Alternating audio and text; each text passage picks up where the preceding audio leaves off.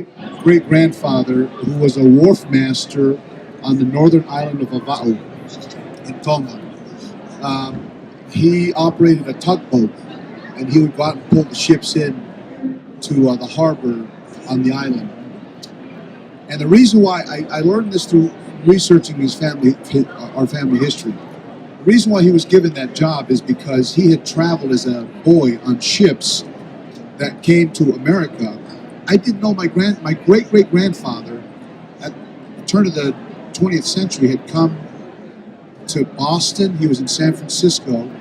He had traveled to Asia. He was in Beijing. It was Peking then, I think.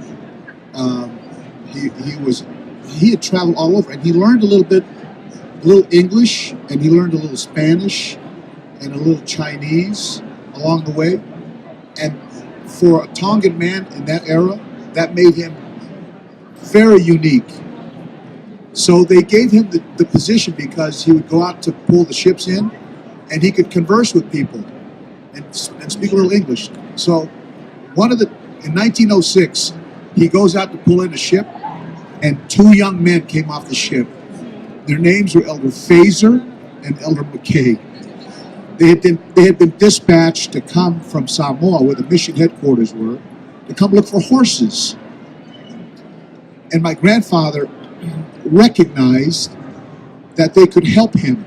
So here's what he did. He offered them to come and stay in his home that night, and he knew somebody who had horses in a neighboring village.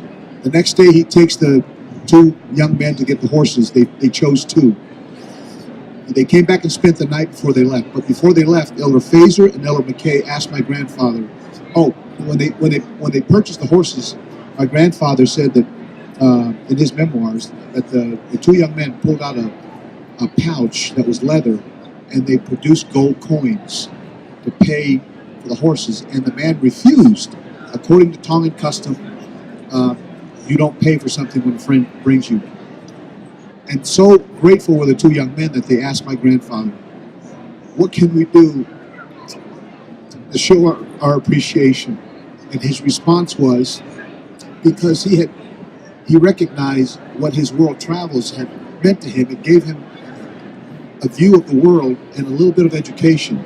He said, will you send me a teacher for my children? 1900s in Tonga, there was not a public school system. So 3 months later, those same two elders came back, and they lived with him for the next year. And they taught the first school. They opened the first school in my grandfather's home. You saw his picture. He was in his 80s when he graduated from grammar school. And his wife, if you notice, she was wearing silk, which presumably he would have brought with him from his travels abroad. That experience has had an effect on the Sikahemas for generations, because of his value of education changed the trajectory of all of our lives.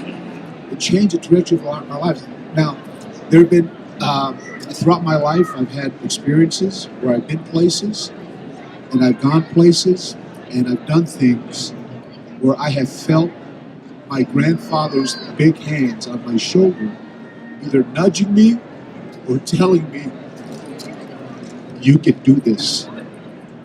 You can do this.